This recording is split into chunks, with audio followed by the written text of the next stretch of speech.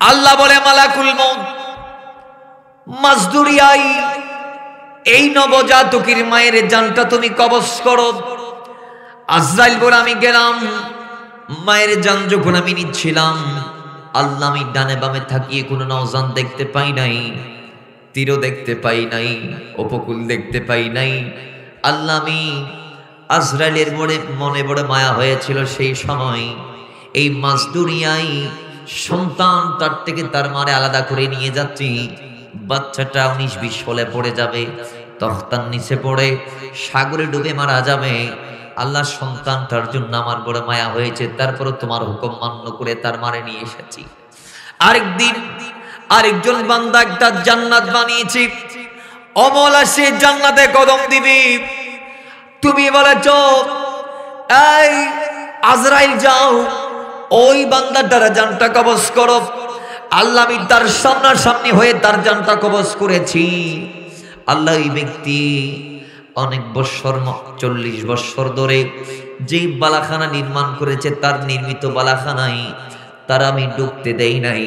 সে মৃত্যুর আগে বলেছে আজরাইল আমার সামনাসামনি তুমি হয়েছ, হক বাতিল আমার সামনে স্পষ্ট হয়েছে, আমি তওবা করছি, আমাকে মাফ করতে বলো মাওলাকে। আজরাইল বলে সত্য মিথ্যার সামনে আসার পর আল্লাহ মাফ করে না। আল্লাহ তোমাকে 40 বছর টাইম দিয়েছি, তারপরে তুমি আল্লাহরে চিনো নাই, আল্লাহরে বুঝতে পারো নাই, বিদায় আল্লাহ তোমার এখন মাফ করবে না। আমি তোমার জানটা খরিদ করার জন্য নিয়ে যাওয়ার জন্য এসেছি। সে আমাকে বলেছিল এ আজরাইল যদি তুমি আমাকে কদমটা দিতে দাও, বালাখানার অর্ধেকটা আমি তুমি আজরাইলের নামে দিয়ে দেব, আর অর্ধেক আমি নিব, তারপর আমি চলে যাব। আজরাইল বলে না না না না, আইনামা তাকুনু ইউদরিকুমুল মাউত ওয়ালাউ কুনতুম ফি বুরুজিন মুশাইয়াদা। জুড়ে বলেন বাবার আমার আল্লাহ বলছি না, খবরদার আয় মালাকুল মউত আইনামা তাকুনু, সে কোথায় যাবে আমি তারে পাকড়াও করব তোমার মাধ্যমে। ইউদরিকুমুল মউত, মৃত্যু তার দ্বারস্থ হবে। ওয়ালা কুনতুম ফি বুরুজিন মুশাইয়াদা, সুরক্ষিত দুর্গ বানিয়ে জান্নাত বানিয়ে। সাদ্দাত তো জান্নাতের ভিতরে কদমটা দিতে পারে নাই, যদিও সে কদমটা দিয়ে দিত তারপরেও আমি আল্লাহ তারে রেহাই দিতাম না। সে মনে করেছে সে ধরে দরজা জানালা বন্ধ করে দিবে, আবাদুল আবাদ থাকার জন্য যত খাদ্য দ্রব্য লাগবে সব মজুদ করে রেখেছে। এক কথায় সাদ্দাদের জীবন যাপনের জন্য যা যা দরকার সব নিয়েছে। এই বালাখানাটা সাদ্দাত আপনি দুনিয়ার ইট দিয়ে বানাই নাই, মণিমুক্তা দিয়ে বানাই নাই, গোটো জান্নাতটা স্বর্ণ দিয়ে নির্মিত করেছে। সাদ্দাত শত স্বর্ণের মালিক থেকে হয়েছে জানেননি? ওই সাদ্দাত দুনিয়াবি হায়াতে জিন্দেগিতে ওই সাদ্দাত তার মায়ের কোলে থাকা অবস্থায় মারে নিয়ে নিল। আল্লাহ বলে এই মালাকুল মউত যার মারে তুই মাজদুরিয়ায় নিয়ে আসছি তার সন্তানটাই সাদ্দাত, আর ওই সাদ্দাত রে আখেরি অবস্থায় আমি এমন দুনিয়ার দৌলত দান করলাম যার মাও দুনিয়াতে ছিল না। সেই সাদ্দাত এক সময় দুনিয়ার বাদশা হয়ে গিয়েছে। ওই সময় আমার বিরুদ্ধে জ্বালন করেছে, দুনিয়াবি জান্নাত বানিয়েছে। কেমনে বানিয়েছে? এখন ছোট বাচ্চা সাদ্দাত একটা মাঝি তারে পেয়েছি, মাঝি তারে নেওয়ার পরে দুনিয়ার মানুষ ওই মাঝির করে সে লালিত পালিত হচ্ছিল। মাঝি তাকে খাবার দাবার দিচ্ছিল, তার সাথে সমুদ্রের মাঝখানে নিয়ে যাই, আবার তাকে প্র্যাকটিস দিয়ে তার করে নিয়ে আসে। এইভাবে বোটের যে কাজ সবগুলা সাদ্দাতরে শেখাচ্ছে। একদিন ছোট বাচ্চা সাদ্দাত বাচ্চাদের সাথে খেলতে খেলতে একটু দূরে গেল, হঠাৎ করে দেখা যায় একটা সৈন্যদল এক বিশাল বাহিনী নিয়ে একদিকে যাচ্ছে। ওই সৈন্যদলকে দেখে সাদ্দাত তাদের পিছন পিছন গিয়েছে। যাওয়ার পরে তারা সাদ্দাত তাদের পিছন পিছন ফলো করতে করতে একটা গুপ্ত জায়গায় গেল। সৈন্যদল সেখানে গিয়ে একটা পানির মশক নিল, মশক থেকে কিছু পানি তারা খাওয়ার জন্য নিয়ত করলো। এখন একজন বলে খেয়ে আগে খাবে, কয় এই পানির মধ্যে তো গুণাগুণ আছে, আমাদেরকে বলা হয়েছে এবার পানির মধ্যে যদি দোষ থাকে তাইলে যে খাবে সে তো মারা যাবে। ব্যক্তিটার কথা যদি সত্য না হয়, যে খাবে সে মারা যাবে। এখন কি করা যায়?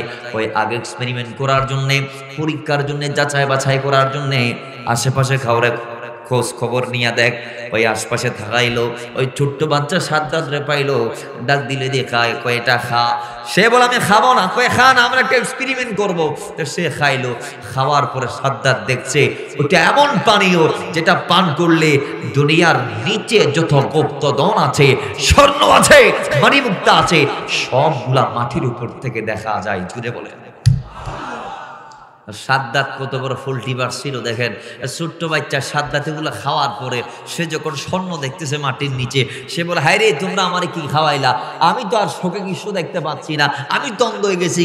এখন এই কথা শোনার পরে ওই বাদশার স্বর্ণ যত ছিল সবাই পানির মশকটা ফেলে মারছে দূর, কয়ে পানি তো খাওয়া যাবে না, আমাদেরকে তো ইনফরমার জেনি উনি মিথ্যা সংবাদ দিয়েছে, এটা সত্য সংবাদ নয়, কারণ যারা খাওয়াইছি তার তো চোখ গেছে, সে তন্দ হয়ে গেছে, সে কিছু দেখছে না। রাজার সৈন্যবাহিনীর সৈন্যরা যখন পালাই গেছে, পানির মশক নিয়ে সাদ্দাত তার বাবার কাছে গেছে, ডাক দিয়ে কয় আব্বা যান, সে এমন একটা জায়গার মধ্যে গিয়ে যা যা হয়েছে সমস্ত বর্ণনা আপনাকে দেওয়ার পরে আব্বা ডাক দিয়ে বলে সন্তান রে এটা খাওয়ারে বলার দরকার নাই, আমি তো এই গ্রামের পঞ্চায়েত প্রধান, যদি আমি মাঝি মাল্লাদের লিডার, কিন্তু আমার কথা সবাই শুনে, আমি একটা স্বর্ণদল গঠন করব, যে স্বর্ণদল আমি তোমারে রাখবো, স্বর্ণদল নিয়ে আমরা বিভিন্ন এলাকায় এলাকায় যাব, সেখানে গিয়ে তুই পানি খেয়ে মাটির নিচে তাকাইবি আর মণিমুক্তা যা দেখবি আমাদেরকে বলবি, বিনিময়ে আমরা সব স্বর্ণ মুদ্রা মাটির নিচ থেকে একত্র করব, জমা করব। এখন একদিন, দুই দিন, 3 দিন, 4 দিন, 1 সপ্তাহ, মাস, বছর যোগ যাইতে যাইতে সাদ্দাত গোটো দুনিয়াতে ঘুরে ঘুরে সমস্ত সম্পদ হস্তগত করতে করতে তার আব্বার ইন্তেকালের পর একদিন সে দুনিয়ার বাদশা হয়ে গিয়েছে। আর তার দরবারে লক্ষ লক্ষ চাকর, তার দরবারে কোটি কোটি মানুষ তাবেদার করার জন্য দাঁড়িয়ে যায়। ওই সাদ্দাত এমনকি এক সময়ে নবী হুদ আলাইহিস সালাম তার কদমে গেল, কি ডাক দিয়ে কই এই কুরসির মধ্যে বসা, স্বর্ণের কুরসিতে যিনি বসা আছো সাদ্দাত, তুমি আল্লাহর জমিনে বসবাস করছো, আমি তোমাকে ওই আল্লাহর ওয়াহদানিয়তের প্রতি আমি তোমাকে আহ্বান করছি, যে আল্লাহ তোমাকে বানিয়েছে, মা বাদশাহী দান করেছে, আমি তোমাকে সে আল্লাহর দ্বীনের পথে ডাক দিচ্ছি, আসো পড়ো লা ইলাহা ইল্লাল্লাহ। সাদ্দাত বলে দুনিয়াতে আবার ওইটাকে যার উপর আমি কলমা পড়বো, দেখো দেখো সবাই তো আমার জন্য লাইন ধরে দাঁড়িয়ে থাকে, আমি আবার কাকে সম্মান করব, দুনিয়াবাসী তো আমার সম্মান করে। এই সাদ্দাত যখন অহংকারী হয়ে গিয়েছে, আল্লাহ তখন তাকে বারংবার নবী হুদ আলাইহিস সালামের মাধ্যমে সিগন্যাল দিয়ালেন। এরপরে সে জালেম শুনে নাই তাদের কথা, শেষমেশ না পেরে আল্লাহর নবী হযরতে হুদ আলাইহিস সালাম ডাক দিয়ে বলে, সাদ্দাত রে, আল্লাহ তুমি মনে হয় জানো না, তুই মনে হয় ভুলে গিয়েছো, তুমি দুনিয়া ব্যবস্থায় সম্পদে বসবাস করছো, বিচরণ করছো, আমার আল্লাহরে যদি তুমি মেনে নাও, তুমি ইন্তেকালের পর এমন জায়গায় থাকবে যেখানে স্বর্ণ দ্বারা নির্মিত করা হয়েছে জান্নাত, প্রাসাদ, যেখানে কোনো নিয়ামতের কমতি নাই, ঘাটতি নাই। সাদ্দাত বলে হ তাই নাকি? হ, তো যেটা আমিও বানাইতে পারি, তো আমি এমন একটা স্বর্ণ দিয়ে ঘর বানাবো যে ঘরের মধ্যে নিয়ামতের অপ্রাপ্তি আমি রাখবো না, পূর্ণতা দিয়ে দিব। হয় দেখি ডিগলার দিলাম, এখন ডিগলার দিয়ে সেই এলাকার মধ্যে খবর দিয়েছে গোটা দুনিয়াতে যত স্বর্ণ আছে সমস্ত স্বর্ণ আমি সাদ্দাতের কদমের নিচে এসে কুরবানি দাও, কারণ আমি তোমাদের মালিক জান্নাত বানাবো স্বর্ণ দিয়ে। 40,000 সেই বাহিনী দিয়ে 40 বছর ধরে যেই নবনির্মিত রাজপ্রাসাদ বানিয়েছে তাকে সাদ্দাতের বানানো রাজপ্রাসাদ বা জান্নাত বলা হয়। আল্লাহ বলে সেটা বানার পর কদম দিবে, পাঠাইলাম আজরাইলকে, জানিয়াই মালিক ডাক দিতে দেরি, গোলাম হাজির হতে দেরি না। এখন মালাকুল মউত আসতে দেরি, সাদ্দাতের সামনে ওপেন সব হয়ে গিয়েছে, ভালো মন্দ হক বাতিলের ফারাক এখন সে করতে পারছে। এতদিনই সে বুঝতে পেরেছে সে এতদিন ভুল পথে ছিল। সে বলে আমি এখন মেনে নিতে চাই তোমার মালিককে। আজরাইল বলে টাইম নাই। সে বলে তাইলে আমি তোমার থেকে একটু সময় চাই কদম দেওয়ার। আজরাইল বলে টাইম নাই।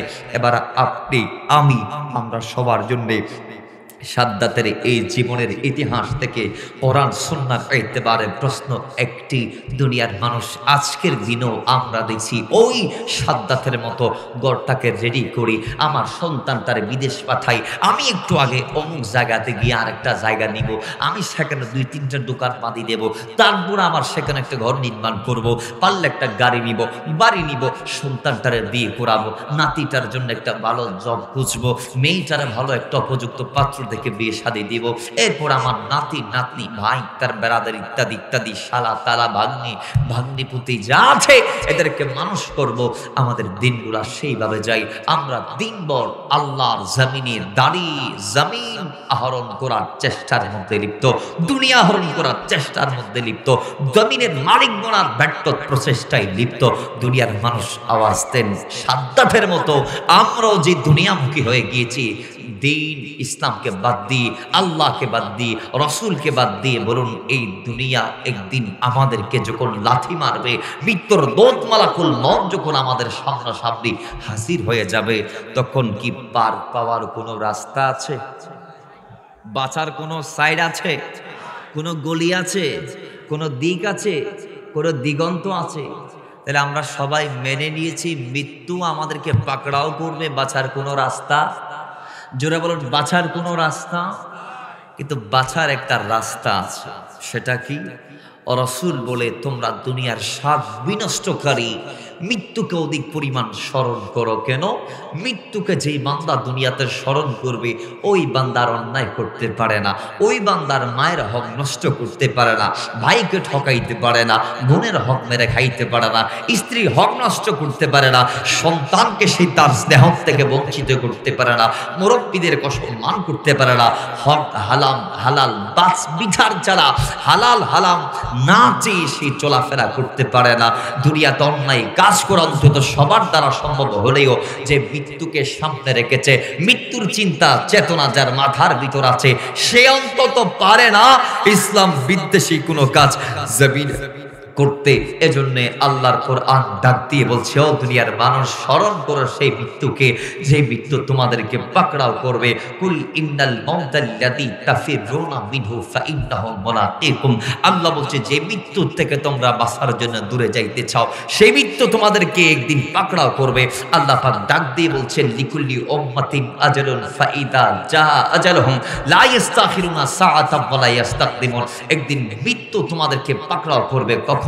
বলে যখন তোমাদের দম শেষ হয়ে যাবে, নিঃশ্বাস যখন ফুরানো টাইম হয়ে যাবে, যখন তোমাদের ডেট ওভার হয়ে যাবে, ওই সময়ে তোমরা আর একটা কদম সামনেও দিতে পারবে না, একটা কদম পেছনেও দিতে পারবে না, যে কারণে মারা পড়বা। কারণ কুল্লু নাফসিন যায়কাতুল মউত, প্রত্যেক প্রাণী মরণশীল। আমি সবার জন্য নির্ধারিত একটা বিষয় সেট আপ করে রেখেছি, সেটার নাম মৃত্যু। কথা বলেন ঠিক কি না? জবান খুলে ঠিক কি না? তাহলে বাঁচার কোনো রাস্তা আছে? আছে। বাবারা আমার, ও রাসূলুল্লাহ ডাক দিয়ে বলে, এ আমার গোলাম, মৃত্যুকে স্মরণ করো, দুনিয়ার স্বাদ বিনষ্টকারী মৃত্যুর সামনে রাখো। কাফা বিল মাউতি ওয়াজা, মৃত্যুর চেয়ে দামি কোনো ওয়াজ দুনিয়াতে নাই, মৃত্যুর চেয়ে দামি কোনো ওয়াজ দুনিয়ার মধ্যে নাই। আল্লাহর নবী রাহমাতাল লিল আলামিন বলে, তোমরা দুনিয়ার স্বাদ বিনষ্টকারী মৃত্যুকে অধিক পরিমাণ স্মরণ করো, কারণ কবর যেটা আমাদের জন্য অপেক্ষমান। আল্লাহর নবী রাহমাতাল লিল আলামিন ডাক দিয়ে বলে, আমি কবর একাকিত্বের ঘর, আমার ঘরে কোনো সঙ্গী নাই, সাথী নাই। দুনিয়াতে হাজার ঘর আছে যেখানে বন্ধু বান্ধবের কমতি নাই, ঘাটতি নাই, বিয়ের আগে পরে সন্তানের বন্ধুর অভাব নাই। দুনিয়ার মানুষ কবর ডাক দিয়ে বলে, আল্লাহর নবী রাহমাতাল লিল আলামিনের বাণী, কবর ডাক দিয়ে বলে, আমি কবর একাকিত্বের ঘর, পোকামাকুড়ির ঘর, আমার ভিতরে অনেক কিছু আছে। সাপ বিচ্ছুর দংশন, সাপের দংশন, আযাব, অন্ধকার সব আমার ভিতর আছে, আমি সীমাবদ্ধ করে রাখলাম। আমার ভিতরে আবার জান্নাতও আছে। রাসূল ডাক দিয়ে বলে, এবার যখন কোনো কবরের মধ্যে ঈমানদারকে রাখা হবে, রাখার সঙ্গে সঙ্গে কবর ডাক দিয়ে বলবে, হে ঈমানদার, তোমার উপর আমি এমন সন্তুষ্ট, আজকে তোমার সাথে আমি এমন এবার ব্যবহার করব যা দেখে তুমি সন্তুষ্ট হয়ে যাবা, যা দেখে তুমি বিমোহিত হয়ে যাবা, যা দেখে তুমি অবাক হয়ে যাবা। তুমি বান্দা নিজেও ভাবো নাই তোমার কবরের জীবনটা তো সুন্দরময় হবে। এবার বলা হবে, তোমার জন্য খুশখবরি, খুশ আমদেদ, আমি তোমাকে ইস্তেকবাল জানালাম, আমি কবর তোমার জন্য আজকে 70 গজ প্রশস্ত হয়ে যাব। এবার কবর নিজেকে প্রশস্ত করে দিবেন।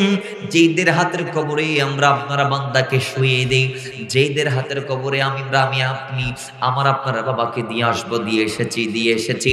ও বন্ধু, এই বাবার যদি দুনিয়া জমিনে থাকাকালীন জান্নাতের ভিসা কনফার্ম হয়ে যায়, ওই বাবাদেরকে দুনিয়ার থেকে যাওয়ার পরে খবর দেওয়ার সঙ্গে সঙ্গে আল্লাহর নবীর বাণী মোতাবেক কবরটা 70 গজ করে প্রশস্ত হয়ে যাবে।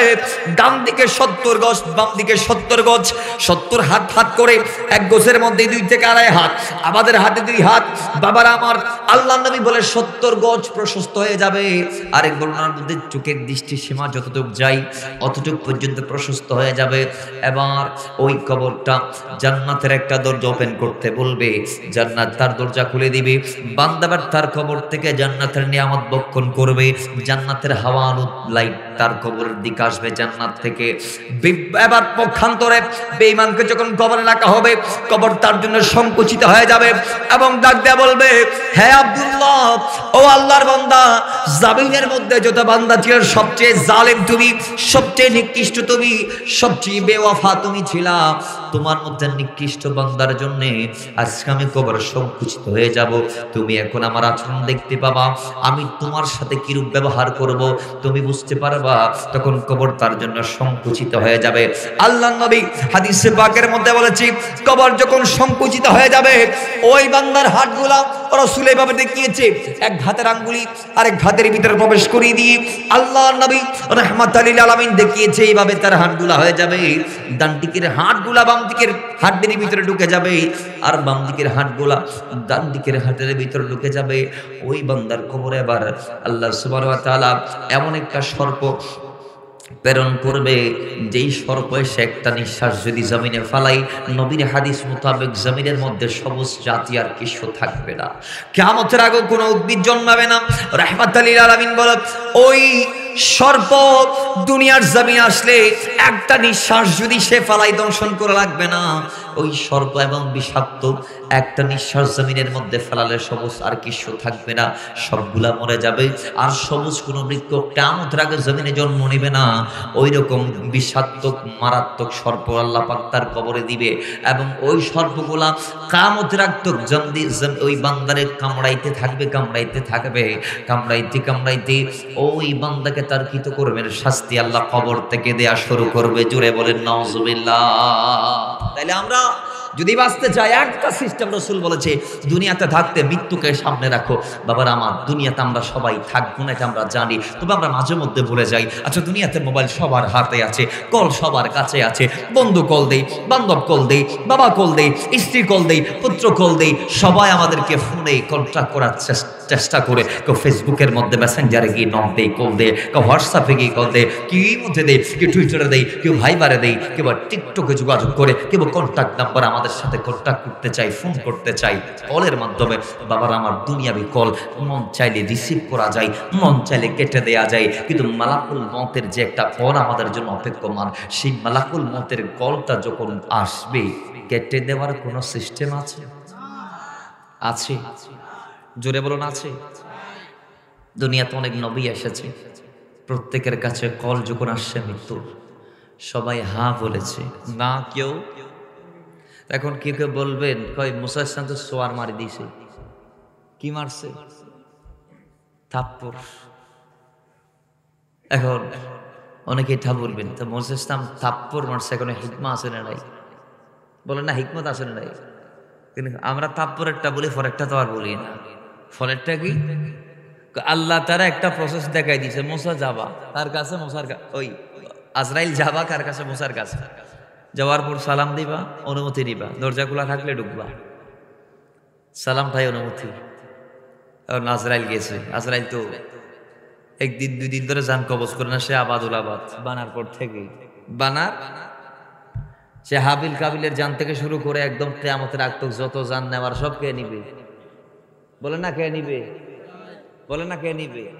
আজরাইল ইসলাম। এখন তিনি এসে তার বাহাদুরি দেখতেছে মুসার ঘর দরজা বন্ধ। কি বন্ধ? দরজা। সে কোন জানলার ফাঁক দিয়ে ঢুকে গেছে ঘরে, ছালের উপর দিয়ে যে সিপা চাপা আছে, সিপা চাপা দিয়ে সে ঢুকে গেছে। আল্লাহ বলছে দরজা খোলা থাকলে সালাম দিয়ে অনুমতি দিবে। অনুমতি বাদ সালাম বাদ সে ডাইরেক্ট ঢুকে গা। মুসা ইসলাম মৃত্যুর জন্য প্রস্তুত আসেননি। মুসা ইসলাম তারে কি মারবে? বলে না কি মারবে? মুসা ইসলামের জায়গায় যদি আপনি থাকতেন, তাহলে আপনি কি করতেন? আদর করতেন? বলেন না কি করতেন? কেমন মুসা জানেনি, যার মাথা গরম হলে মেজাজ যখন ধরে যাইতো, মাথার চুল পাগড়ি সেদ করে উপরে খাড়া হয়ে দাঁড়ায় যেত। এমন যিনি এক কীর্তিকে এক থাপ্পড়ে হত্যা করেছেন, তার নাম হযরত মুসা কালিমুল্লাহ। সে মুসার কাছে আজরাইল যায়, কয় মুসা মৃত্যুর জন্য প্রস্তুত আছেন? মারছে এক থাপ্পড়, বাইরে গেছে চোখের পুতলি।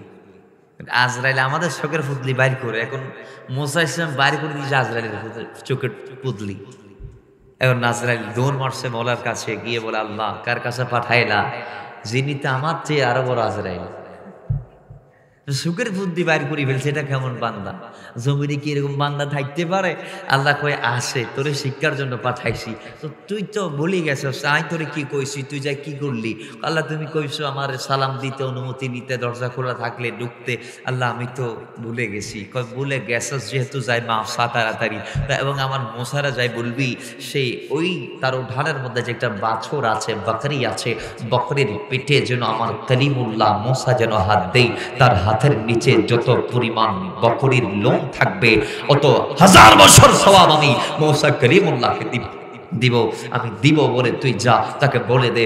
এখন আজরাইল এসে কই, মুসা ইসলাম মাফ করবেন, আমার তো ভুল হয়ে গেছে, আমাকে কি ক্ষমা করা যায় না? মুসা বলে মাফ করে দিছি। আপনার জন্য একটা খুশ খবরই কি, আল্লাহ আপনাকে বলেছে আপনার ঘরের উঠানে যে বকরি আছে, ওই বকরির পিঠের ওপরে যে লোম আছে, তার পিঠের ওপরে হাত দিতে বলেছে। হাতের নিচে যত লোম পড়বে তত বৎসর সওয়াব আল্লাহ, তত বৎসর হায়াত আল্লাহ আপনাকে দিবে। তো মুসা বলতেছে, মনে করো 1000টা লোম আমার হাতের নিচে, এত বছর দুনিয়াতে থাকার পরে কি আমাকে আবার চলে যাইতে হবে? আজরাইল বলে অবশ্যই। তো মুসা বলে, তাইলে 1000 বছর বেঁচে থেকে আর লাভ নাই, চলো আমি এখনোই রাজি আছি, চলো আমি এখনো রেডি আছি, আমার নিয়ে যাও, আর দরকার নাই থাকার। সুবহানাল্লাহ জুড়ে বলেন, আর একটু জুড়ে বলেন। তিনি থাকতে পারছে? আদম আলাইহিস সালাম 1000 বছর, কয় বছর? নূহ আলাইহিস সালাম 950 বছর থাকতে পারছে? জোরে বলেন। একদিন এক বুড়ি তার কুলের একটা বাচ্চাকে নিয়ে নূহ আলাইহিস সালামের কাছে আসে। কোন নবী? নূহ।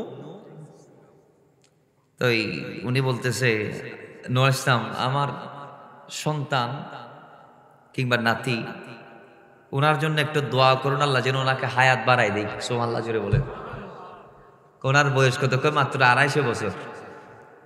সুবহানাল্লাহ জোরে বলেন। কুলের বাচ্চার বয়স কত? জোরে বলেন না, কুলের বাচ্চার বয়স ভাবছেন? তখন নূহ ইসলাম বলতেছে, কিরে বুড়ি, তোর কুলের বাচ্চার জন্য দোয়া চাচ্ছিস, তোর বয়স চলে 250 বছর। এমন একটা জামানা আসবে যখন উম্মতরা 60 থেকে 70-এর বাইরে হায়াত পাবে না। আরো জোরে বলেন। তাহলে যাই হোক, হায়াত কম বেশি হোক, একদিন আমাদের এই হায়াতের শেষ আছে না নাই? জোরে বলেন, আছে না নাই? বাবারা আমার, আল্লাহ বলে, দুনিয়ার মানুষ তোমরা যেটাকে হায়াত মনে করো, আমি আল্লাহ এটারে মৃত্যু মনে করি। এজন্য আমি আল্লাহ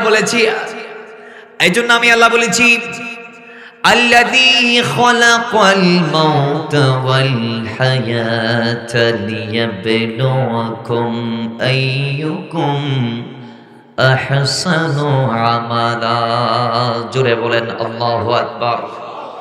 জবান খুলে বলে আল্লাহু আকবার। বাবার আমার, আল্লাহ বলে, আমি সেই জাত, ওয়াল্লাযী খালাকাল মাউত, আমি সেই জাত যিনি মৃত্যুরে বানাইলাম, ওয়াল হায়াতা, হায়াতরে বানাইলাম। আল্লাহ কারে মৃত্যুর আগের উল্লেখ করলেন, হায়াতরে পরে উল্লেখ করলেন।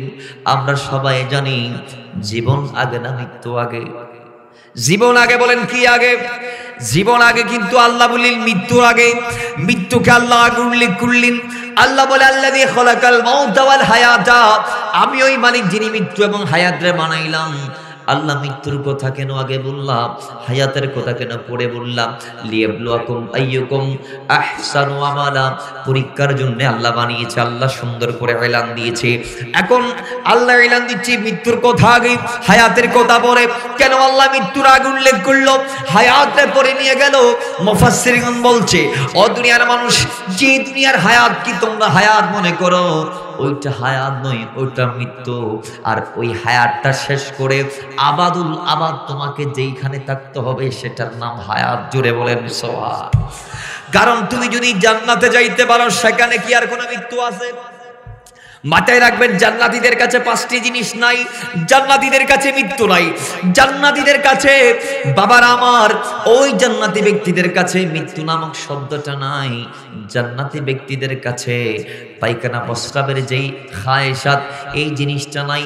জান্নাতি ব্যক্তিদের কাছে বৃদ্ধকাল বার্ধক্য জিনিসটা নাই। জান্নাতি ব্যক্তিদের কাছে অসুস্থতা নামক জিনিসটা নাই। এইভাবে 5টা জিনিস আল্লাহ জান্নাতীদের থেকে দিয়ে একেবারে উঠিয়ে নেবেন, নিয়ে ফেলবেন। তাদেরকে এই জিনিসের দ্বারস্থ আর হতে হবে না। ও দুনিয়ার মানুষ, ওই জান্নাতীরা জান্নাতে যাবে, যাওয়ার আগে আল্লাহ মৃত্যু নামক জাতটাকে জান্নাত জাহান্নামের মাঝখানে জবাই করে দিবি। এরপর জান্নাতীদেরকে আল্লাহ জান্নাতে পাঠাবে, যাতে তারা জান্নাতে গিয়ে আনন্দের উপর আর আনন্দিত হতে পারে, যাতে তারা ভাবতে পারে আর আমাদের মৃত্যুর দ্বারস্থ হতে হবে না, আর আমাদের এখান থেকে বের করা হবে না, আর আমাদের থেকে এই নিয়ামতগুলা কেড়ে নেওয়া হবে না। দুনিয়ার মানুষ ওই মৃত্যুর মাধ্যমে দুনিয়ার সমস্ত নিয়ামত আমাদের থেকে কেড়ে নেওয়া হয়েছে। এই জন্যে আল্লাহ সুবহানাহু ওয়া তাআলা মৃত্যু নামক শব্দটি আগে উল্লেখ করেছে। মুফাসসিরগণ বলে কেন উল্লেখ করেছে? কই দুনিয়ার হায়াত যেইটারে তোমরা হায়াত মনে করো, ও বান্দা, ওইটা হায়াত নয়, ওইটা মৃত্যু, ওইটা অনির্ধারিত। এটা কখন আসবে কেউ জানে না, কখন আসবে কেউ জানে না।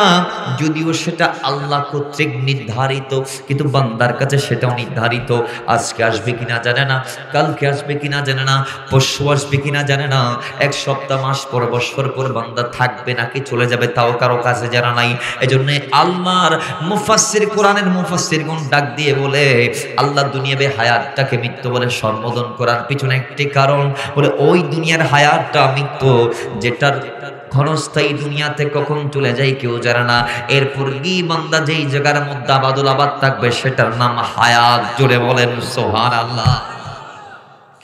আল্লাহ কেন দিলা? কয়েকটি কারণ দিলাম। লিয়াবলুয়াকুম আইয়ুকুম আহসানু আমালা, পরীক্ষার জন্য। মাথায় রাখবেন, পরীক্ষার হল আমাদের সামনে দুনিয়া।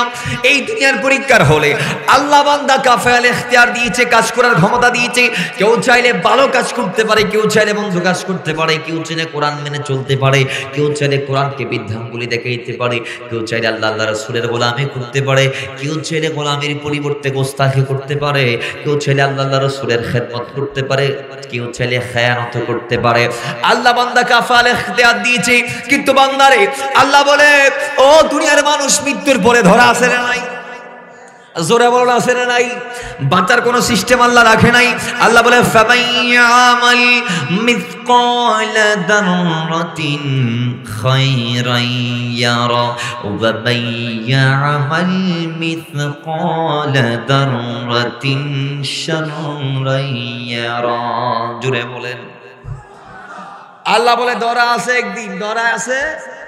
যারা পরিমাণ ভালো হইলো তুমি পাবা, খারাপ করলো পাবা।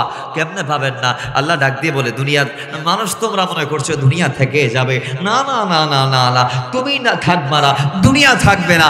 কুল্লি শাইইন হালিকুন ইল্লা ওয়াজহাহু, একমাত্র আমি আল্লাহ ছাড়া একদিন সব ফানা হয়ে যাবে। কোরআন ডাক দিয়ে বলছে, কুল্লু মান আলাইহা ফানি ওয়া ইয়াবকা ওয়াজহু রাব্বিকা যুল জালালি ওয়াল ইকরাম, একদিন সব আমি আল্লাহ ফানা করে দিব, হালাক করে দিব, মিসমার করে দিব। কেমন বাবা আল্লাহ তুমি হালাক করবা? আল্লাহ বলে ইযাস সামাউন ফাজরাত ওয়া ইদাল কাওয়াকিবুন তাতারাত ওয়া ইদাল কুবুর বুসিরাত। আমি আল্লাহ এমন একটা দিন আসছে যেদিন আসমানটাকে ফেটে ফেলবো। আল্লাহ বিশাল আসমান তো বানাইলা, যে আসমানের তুলনা দিতে গিয়ে রাসূল বলছে প্রথম আসমানের তুলনায় দ্বিতীয় আসমান হচ্ছে, দ্বিতীয় আসমান হচ্ছে একটা বিশাল মরুভূমি, আর প্রথম আসমান হচ্ছে একটা আংটি। একটা আংটিকে মরুভূমির মাঝখানে ফেলে দিলে যেমন জায়গা নিবে ততটুকু প্রথম আসমানটা ওই আংটির মতো, আর দ্বিতীয় আসমানটা প্রথম আসমানের তুলনায় বিরাট একটা মরুভূমির মতো। তার মানে একটার চেয়ে বিরাট আর একটা আসমান আল্লাহ বানিয়েছে, একটার চেয়ে বিরাট আর একটা আসমান আল্লাহ বানিয়েছে। এইভাবে ষষ্ঠ সপ্তম আসমান আল্লাহ বানিয়েছে। মাওলা তুমি বলছো সে আসমানগুলাকে ফাটবা কেমনে? পাইবা ইদাল কাওয়াকিবু তাফারাত, আমি আসমানের উপর যে বিশাল বিশাল তারা দিয়েছি, ওই তারাগুলা যখন আমি সেখান থেকে কষে কষে ফালাই দেব, তখন আসমান ফেটে চৌচির হয়ে যাবে। জোরে বলে। সেদিন কবর উন্মোচিত হবে, ওয়াইদাল বিহার ফুজিরাত, সাগরকে উত্তাল করে জমিনবাসীর উপর হামলা চালাবো। এরপর আমি আল্লাহ মানুষদেরকে জানিয়ে দেব আলিমান নাফসুম মা কদ্দামাত ওয়া আখারাত। বান্দা দুনিয়াতে গিয়েছে, দুনিয়াদারি করেছে, তাদের আগে অনেকে গিয়েছে, তারা কি রেখে এসেছে, কি ফেলে এসেছে, কি নিয়ে এসেছে, সেদিন আমি বান্দাকে হিসাব নিকাশ করার সুযোগ দেব। আজকে যদিও বান্দা নিজের দোষ দেখছে না, নিজে পরনিন্দা করতে করতে ব্যস্ত, সন্তান হয়ে মার গীবত করে, সন্তান হয়ে ভাইয়ের গীবত করে, স্ত্রী হয়ে স্বামীর গীবত করে, ভাই হয়ে ভাইয়ের গীবত করে, বান্দা আজকে যদিও নিজের ভুলটা দেখতে পাই না, যা বান্দা যদিও আজকে নিজেরটা দেখতে পাই না, কিন্তু সে কিয়ামতের ময়দানে নিজেরটা দেখবে। বান্দা দুনিয়ার থেকে আরেকজনেরটা দেখেছে, অমুকের ছেলে এটা করেছে, তমুকের ছেলে এটা করেছে, অমুকের ছেলে ওই দিক দিয়ে গেছে, তমুকের বাচ্চা ওইটা করেছে, অমুক আমাকে সম্মান করে নাই, তমুক এইটা করেছে। আজকে আপনি দুনিয়ার মানুষের বড় বিচারক মনে গেলেন, নিজের বিচারটা করতে পারেন নাই, কিন্তু সেদিন নিজের বিচারটা নিজে করবেন। আল্লাহ বলবে ইকরা কিতাবাকা কাফা, তুমি আজকে তোমার আমলনামা নিজে পড়ো, নিজে পড়ো, নিজেই দেখো। শনিবার তুমি এটা করলা, রবিবার তুমি এটা করলা, সোমবার তুমি এটা করলা, মঙ্গলবার তুমি এটা করলা, বুধবার তুমি এটা করলা, বৃহস্পতিবার তুমি এটা করলা, শুক্রবার এটা করলা, মাসব্যাপী এটা করলা। সেদিন আপনি আমি চাইলে মিথ্যা বলার সুযোগটা পাবে না, কারণ আল-ইয়াওমা নাখতিমু আলা আফওয়াহিহিম ওয়া তুকাল্লিমুনা আইদিহিম ওয়া তাশহাদু আরজুলুহুম বিমা কানু ইয়াকসিবুন। বান্দা সারা জীবন দুনিয়াতে মিথ্যা বলেছে, হাঁটতে মিথ্যা বলেছে, বসতে মিথ্যা বলেছে, চলতে মিথ্যা বলেছে, ফোনে মিথ্যা বলেছে, ব্যবসায় মিথ্যা বলেছে, মা বাবাকে মিথ্যা বলে ধোঁকা দিয়েছে। এই বান্দা তো সারা জীবন মিথ্যার উপর জীবনটাকে পার করিয়ে দিয়েছে। একটা মিথ্যাকে সত্য বানাইবার লাগে এই বান্দাটারে হাজারটা মিথ্যার আশ্রয় দুনিয়াতে নিতে হয়েছে। এই বান্দা যখন কিয়ামত আল্লাহর সামনে দাঁড়াবে আমার নবীর সাদকায়, অথচ অন্যান্য নবীর উম্মতরা মিথ্যা বলবে, কিন্তু আমার নবীর উম্মতদেরকে আল্লাহ জামানের তালা দিবা, আল-ইয়াওমা নাখতিমু আলা আফওয়াহিহিম ওয়া তুকাল্লিমুনা আইদিহিম। বান্দার জবান যখন আল্লাহ তালা লাগাই দিবে, তখন হাত আল্লাহর সাথে কথা বলবে, অর্থাৎ সাদু আরজুলুহুম বিমা কানু ইয়াকসিবুন। তখন বান্দা দুনিয়াতে পা দিয়ে হেঁটে হেঁটে কি করছে, পা তার সাক্ষ্য দিবে। জোরে বলেন, আরো জোরে বলেন। বাঁচার কোন সিস্টেম আছে? আল্লাহ বলছে যেই জমিনের ওপর আছো এই জমিনটা একদিন আমার সামনে দাঁড়াবে, দাঁড়িয়ে তোমার বিরুদ্ধে সাক্ষ্য দিবে। বান্দা তুমি মনে করলা সোমবারে তুমি ভাইয়ের জমিতে আইলটা প্রবেশ করাইলা, ভর দুপুরে রোদ দিয়েছে, কেউ দেখে নাই, তুমি তোমার ভাইয়ের তোমার আল ক্রস করে কেটে দিয়ে মাটিগুলা অপর দিক দিয়ে ঠেলে দিয়ে তুমি তোমার ভাইয়ের জায়গার মধ্যে তোমার জমির আইল প্রবেশ করিয়ে 4 ইঞ্চি 3 ইঞ্চি জায়গা তুমি বাড়াই নিলা। তুমি মনে করেছো পার পেয়ে যাবা, কেউ দেখে নাই, কেউ দেখে নাই, ভাই দেখে নাই, কেউ দেখে নাই। দুনিয়াতে আমার সমালোচনা করার মতো কেউ নাই, আমাকে ধরার মতো কেউ নাই, কিন্তু আল্লাহ বলে না, এই জমিনটা একদিন তোমার বিরুদ্ধে সাক্ষ্য দিবে। আল্লাহর কোরআন ডাক দিয়ে বলছে, সূরা জিলজালের মধ্যে আল্লাহ পাক নিজে ডাক দিয়ে বলছে ইয়াউমা ইযিন তুহাদ্দিসু আখবারাহা, সেদিন জমিন তার সংবাদ বর্ণনা করবে। জমিনের ভিতর কি কি হয়েছে, কি কি হয় নাই। সোমবারে মঙ্গলবার এক কথাই পুরো জিন্দেগিতে বান্দা কোন টাইমে কোন সেকেন্ডে কোথায় গিয়ে কি করেছে, জমিন নিজেই তার সাক্ষ্য দিবে। জোরে বলেন, বাঁচতে পারবেন? বলেন বাঁচতে পারবেন? আজকে হাতের মধ্যে একটা কাটা ফুটলে আপনি অনেক কষ্ট করেন, পায়ে আঘাত পেয়েছেন, নামাজ বাদ দিয়ে দিয়েছেন, সুখা আঘাত পেয়েছেন, আপনি নামাজ বাদ দিয়ে দিয়েছেন, হাঁটুটা আঘাত পেয়েছেন, আল্লাহকে ভুলে গিয়েছেন, হাতে আঘাত পেয়েছেন, এই হাতকে বাঁচানোর জন্য ডাক্তারের কাছে আর ডাক্তারের কাছে যাচ্ছেন আর যাচ্ছেন, টাকা খরচ করছেন আর করছেন, কিন্তু একদিন আপনার এই হাতের আঙ্গুল আপনার বিরুদ্ধে সাক্ষ্য দিবে। একদিন আপনার এই পা আপনার বিরুদ্ধে রবের দরবারে ফরিয়াদ করবে, বলবে রব্বি তুমি আমাকে নিয়ামত হিসেবে দিয়েছিলে অমুক বান্দাকে, কিন্তু সে খেয়ানত করেছে, এই পাকে সে অন্যায় পথে বাড়িয়েছে, এই হাতকে সে সঠিক পথে ব্যয় করতে পারে নাই। দুনিয়ার মানুষ আল্লাহর নবী ডাক দিয়ে বলে, তো দিন শেষে সফলকে ওই সফল ওই ব্যক্তি সফলকে জানো, যে বান্দা দুনিয়া থেকে আসার আগে, কবরে যাওয়ার আগে আগে রহমান তার জন্য অপেক্ষমান হয়ে থাকে। সফল হচ্ছে ওই ব্যক্তি যেই বান্দা জমিন থেকে যাওয়ার আগে আগে আল্লাহ পাক নিজে ডাক দিয়ে বলে, ইয়া আইয়াতুহান নাফসুল মুতমাইন্না তুরজিই ইলা রাব্বিকি রাদিয়াতাম মারদিয়া। এই আমার বান্দা, হে শান্ত আত্মার মালিক, আয় আমার দিঘায়, তুই আমার উপর রাজি অবস্থায় দুনিয়ার থেকে আসতেছস, আর আমি আল্লাহ তোর উপর বড় রাজি। ও বান্দা, তুই আমার উপর রাজি, তুই আমার উপর সন্তুষ্টতার পরীক্ষার এটার প্রমাণ আমি পেয়েছি কখন? আমি তোকে রোগ দিয়েছি, শোক দিয়েছি, বিপদ দিয়েছি, মুসিবত দিয়েছি, তোকে আমি অনেক কষ্টে ফেলেছি। তোর সন্তান নিয়ে তুই একদিন উপোস থেকেছস, 2 দিন না খেয়ে থেকেছিলি, 3 দিন ধরে তোর ঘরের চলে আগুন জ্বলে নাই। তোর মাকে আমি নিয়ে নিয়েছি, 1 সপ্তাহের মাথায় তোর বাবাকে আমি নিয়ে নিয়েছি, তোর সন্তানকে আমি কেড়ে নিয়েছি, তোর সম্পদকে আমি কেড়ে নিয়েছি, তোর মান সম্মান আমি কেড়ে নিয়েছি, তোর চাকরি আমি কেড়ে নিয়েছি, তোর বস্ত্র আমি কেড়ে নিয়েছি, তোর ভিটা আমি আল্লাহ কেড়ে নিয়েছি। বান্দা, না না না, কিন্তু তুই আমাকে আল্লাহ, আমি আল্লাহকে ছাড়স নাই, আমার ধার ছেড়ে অন্য কোথাও যাস নাই, আমার নাফরমানি তুই করস নাই। এই বান্দা, তুই আমাকে ধরেছিলি সবসময়। যখন 1 সপ্তাহ পরে তোকে আমি আহার দিলাম, তখন তুই জবান খুলে পড়েছিলি আলহামদুলিল্লাহ। 1 সপ্তাহ না খেয়েছি তো কি হয়েছে, কপালে ছিল না, এটাই তো মুকাদ্দার, এটাই তো আল্লাহর দেয়া তাকদীর, এটাই তো মওলার জন্য আমার জন্য মওলার পক্ষ থেকে আমার উপর নির্ধারিত তাকদীর। কিন্তু হ্যাঁ, 1 সপ্তাহ আমার নসিবে রিজিক না থাকলেও 1 সপ্তাহ পরে রিজিক আমাকে যিনি দিয়েছেন তিনি আমার রব। জোরে বলেন আর একটু জবান খুলে। তখন বন্দা তোর জবান দিয়ে এসেছিল আলহামদুলিল্লাহ, আলহামদুলিল্লাহ, একটি শব্দ আমি তোর উপর রাজি হয়ে গেছি, একটি শব্দে, এই একটি কলমা দিয়ে তুই আমাকে রাজি করে ফেলেছিলি বান্দা। এজন্য মার দিই, আমি আল্লাহ তোর উপর রাজি, আর আমি আল্লাহ তোর জন্য বলছি ফাদখুলি ফি ইবাদি।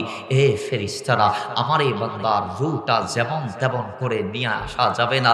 যাও যাও, 70,000 নূরের ফেরেশতার মিছিল নিয়ে যাও, আমার বান্দার জানটা রূহটা কবজ করে জুলুস আকারে আমার সামনে নিয়ে আসা। জুড়ে বলেন এবং আবেদ বান্দাদের কাথার মুক্ত বান্দাকে করো ওয়াদখুলি জান্নাতি, এবং বান্দার জানটাকে, জান্নাতের ভিতর বান্দার রূহটাকে তোমরা বিচরণ করার সুযোগ করিয়ে দাও। মৃত্যুর পর রূহ কোথায়, তাকে অনেক নাস্তিক ব্লগাররা প্রশ্ন করে, উত্তর আমাদের আকাবের বলেছেন, হয় রূহকে আল্লাহ একটা সেফ জোনে নিয়ে যায়, মৃত্যুর পরে ইমানদারদের রূহ তাকে ইলিয়াইনে, আর বদকারদের রূহ তাকে সিজ্জিন, একদম নিচু জায়গায়, ইমানদারেরটা তাকে উঁচা জায়গায়। কেউ কেউ বলেছেন না না না না, হয় মৃত্যুর পর ইমানদারের রূহ ফাদখুলি ফি ইবাদি ওয়াদখুলি জান্নাতি, মৃত্যুর পর ইমানদারের রূহ জান্নাতে থাকে। জোরে বলেন, আরো জোরে বলেন।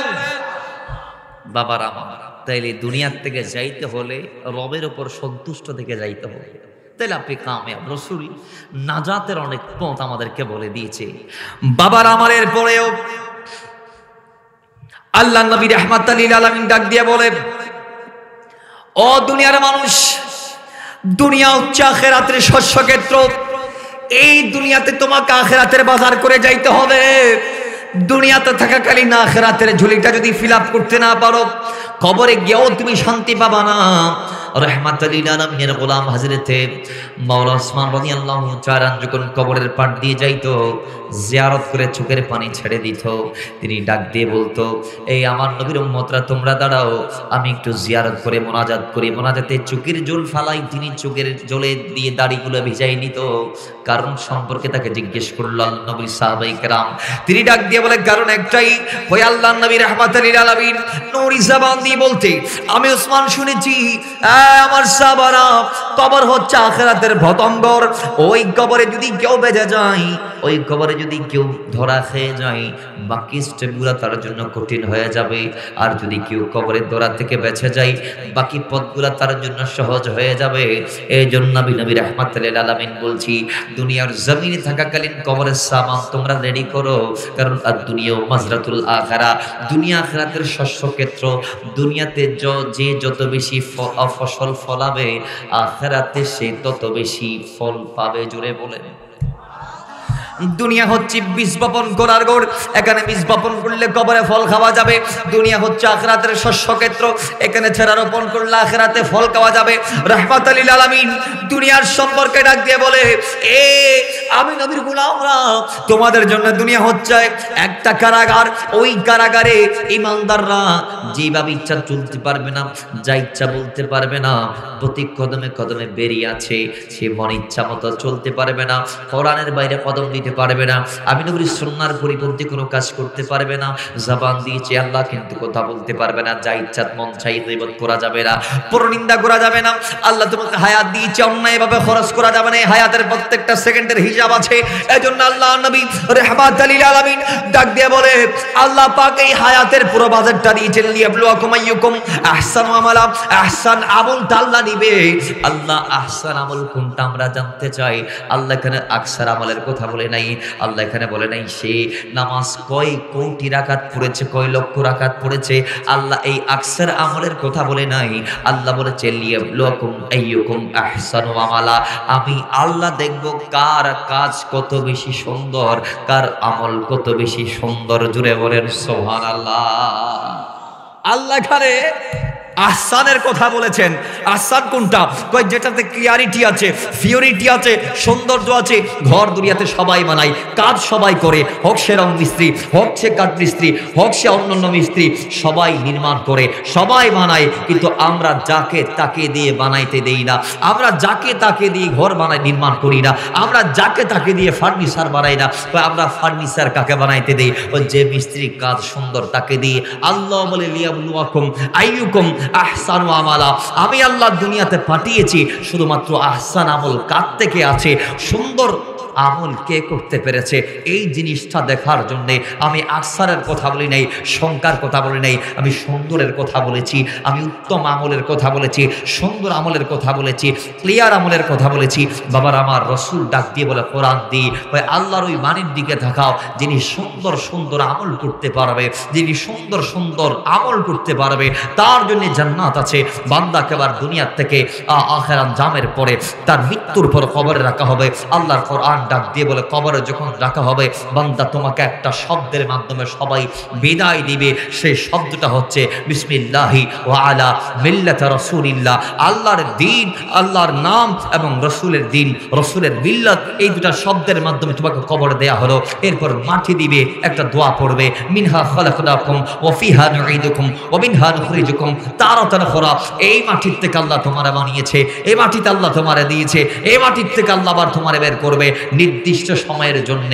আল্লাহ পাক এরপরে বান্দাকে চাটাল জাপিয়ে যখন মাঠে দিয়ে দিবে অন্য বান্দাদের মাধ্যমে, এখন ইমাম বুখারী ডাক দিয়ে পড়ে, এরপর আল্লাহর ওই বান্দার কবরে দুজন ফেরেশতার আগমন হবে যারা বান্দাকে সওয়াল করবে। ইমাম বুখারী বলেছেন, আমি সময় শর্ট শর্ট করে বলছি, অনেক লম্বা বাক্যা। ওই ইমাম বুখারী বলছে একটা প্রশ্ন, তখন ফেরেশতারা ফায়াকুলান, বান্দাকে বলবে দুজন মিলে, সেটা কি?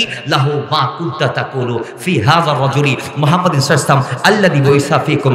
তোমার কবরে যে নূরের জাতকে আল্লাহ প্রেরণ করেছে, এই নবী সম্পর্কে তুমি দুনিয়াতে কি বলতে, ময়দানে কি বলতে, মিম্বরে কি বলতে, মিছিলে কি বলতে, মাদ্রাসায় কি বলতে। এখন আমরা যারা নবীর দেওয়ানা, আমরা যারা গোলামানে মুস্তাফা, আমরা যারা উশাকে মুস্তাফা, আমরা যারা খাদেমারে মুস্তাফা, আমরা যারা আমার নবীর ওয়াফাদার গোলাম, আমরা বলবো, আমরা মসজিদের মিম্বরে যে কথা বলেছি, মাহফিলের মঞ্চে কি কথা বলেছি, বাজারে যে কথা বলেছি, ঘরে কি কথা বলেছি, হুজুরের সামনে যেটা বলেছি, শ্রোতাদের সামনে কি কথা বলেছি, আমরা বলেছি বেমিসাল মুস্তাফা, লাজবাব মুস্তাফা, বেমিসাল মুস্তাফা, লাজবাব মুস্তাফা। আমার নবীর কোনো তুলনা নাই। আমরা বলেছি সবসে আলা ও আলা হামারা নবী, সবসে বালা ও আলা হামারা নবী। আমরা বলেছি আমাদের নবীর মতো কোনো নবী নাই, আমাদের নবীর চেয়ে দামি কোনো নবী নাই। আরো জোরে বলেন, तुम मोहब्बत बड़ी सबसे औला आला हमारा नबी सबसे भाला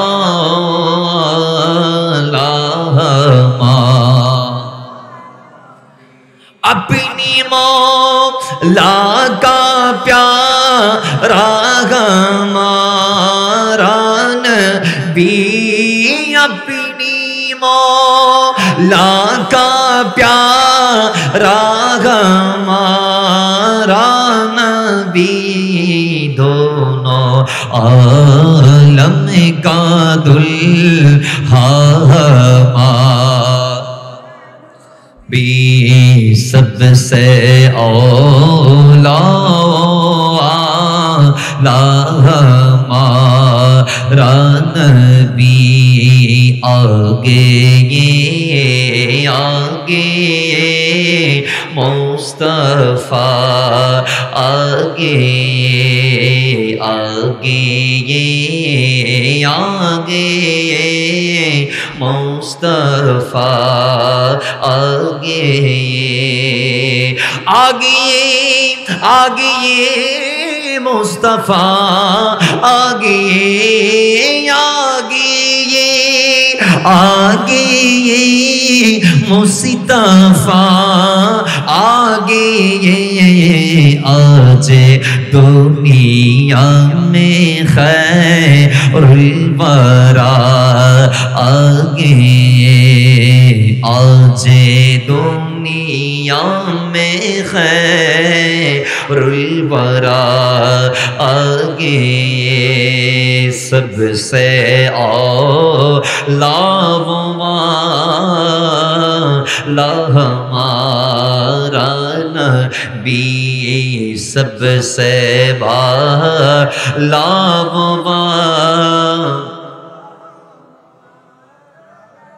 আলা হযরত বলছে দুনিয়াতে তো আমার নবী সবার ঊর্ধ্বে সেরা, কিন্তু কিয়ামতের মাঠে সবার ঊর্ধ্বে আমার নবী, সবার সেরা আমার নবী, এটার প্রমাণ কিভাবে? কয় আরিশে হক গে মসিনদে রিফাতে ও রাসূলুল্লাহ কি কে আরিশে হক গে মসিনদে रिफ़अते और रसूलुल्लाह की देखनी है हश्र में इज़्ज़त रसूलुल्लाह। अरे तुझसे जोरे जन्नत से क्या मतलब वहाबी दौर हो,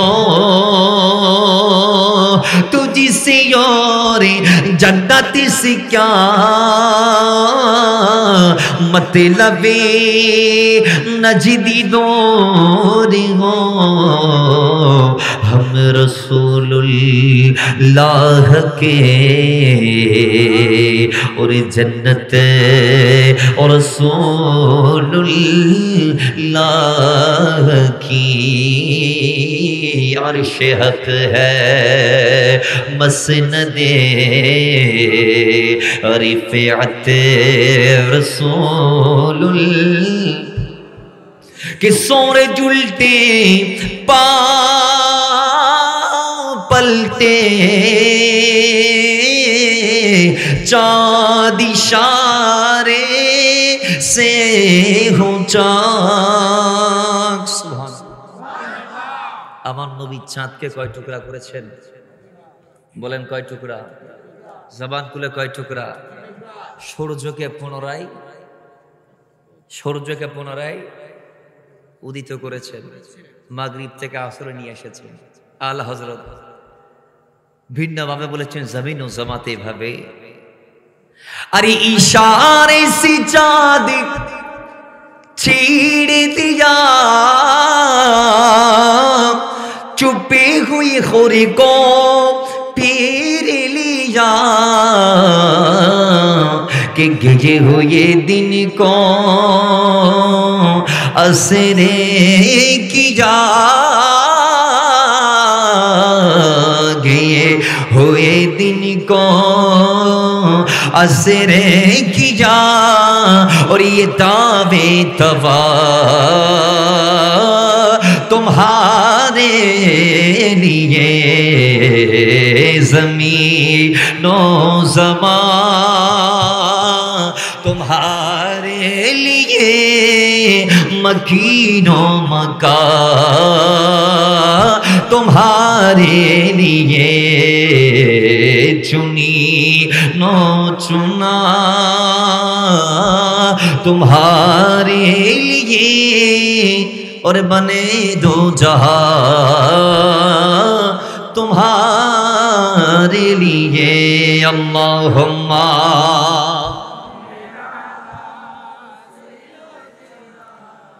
मौलाना मुहम्मद व अला आली सय्यिदिना। তাহলে বলুন প্রশ্ন কয়টি? জবান খুলে প্রশ্ন কয়টি? একটি। ইমাম বুখারী বলছে যে ওই প্রশ্ন সম্পর্কে বলা হবে নবীর ব্যাপারে, ওই প্রশ্নতে বলা হবে মুস্তাফার ব্যাপারে। কি বলা হবে?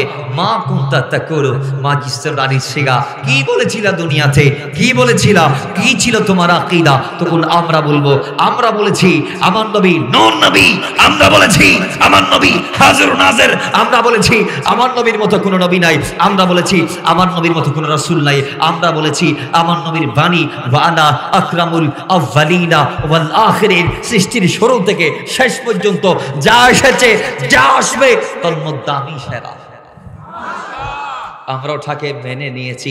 তখন আমাদের ব্যাপারে আসমান থেকে গায়বে ইলান আসবে, বান্দা সত্য বলেছে, উম্মত সত্য বলেছে, তার জন্য জান্নাতটা ওপেন করে দাও, তার পোশাকটা খুলো।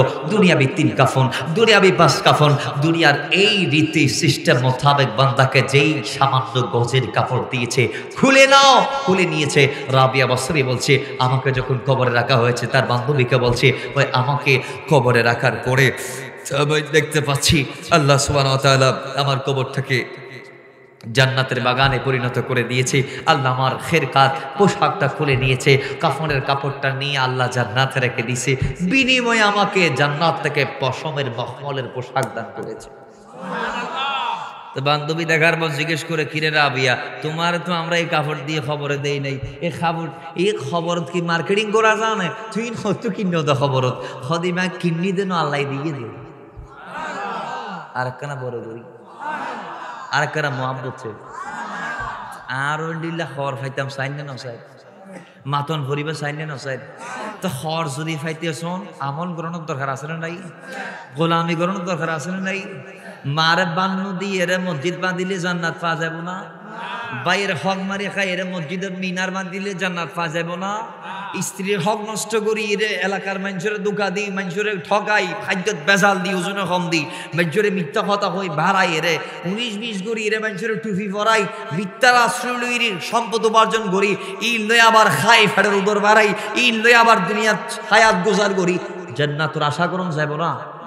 রসুল পদে কেউ যদি হারামার একটিয়া খাইয়ে দেয়, একটিয়া খাই রে একটিয়া বেদি শরীরের যে মাংস আসছে খোদার কসম আইন দিয়ে জান্নাত যাইত না। রসুল ডাক দিয়ে বলছেন যে ব্যক্তি 10 টাকা দিয়ে একটা জামা বানাইলো, সেখানে 9 টাকা হালালের টাকা, 1 টাকা হারামের টাকা, ওই পোশাকে 1 টাকা হারামের ঢোকার কারণে সেই পোশাক দিয়ে যদি কিয়ামত পর্যন্ত বান্দা সিজদা দেয়, রুকু করে, কিয়াম করে, তাশাহুদ পড়ে, বান্দার একটা সিজদাও ওয়াল্লাহি আল্লাহ কবুল করবে না। কারণ নামাজের ভিতরে বাইরে 13 ফরজের একটি হচ্ছে শরীরের কাপড় পাক। এই কাপড় যদি আপনার নাপাক থাকে, এখানে যদি হারামের টাকা লেগে থাকে, তাহলে ওই কাপড়ের সেজদাকে মওলা কবুল করবে? করবে? ব্যস্ত আশা করা জানে। চলে আজ এত শপথ লই ফেল খবর শান্তি পাইতে মনে হইলে দুনিয়াতে আল্লাহ জেনলে করি সহ্য হইয়া আনলে করি চলন ফুরিব। ঠিক নেবে? ঠিক। আল্লাহর মর্জির বাইরে কদম দিয়ে জান্নাত তলব করলেও পাওয়া যাবে।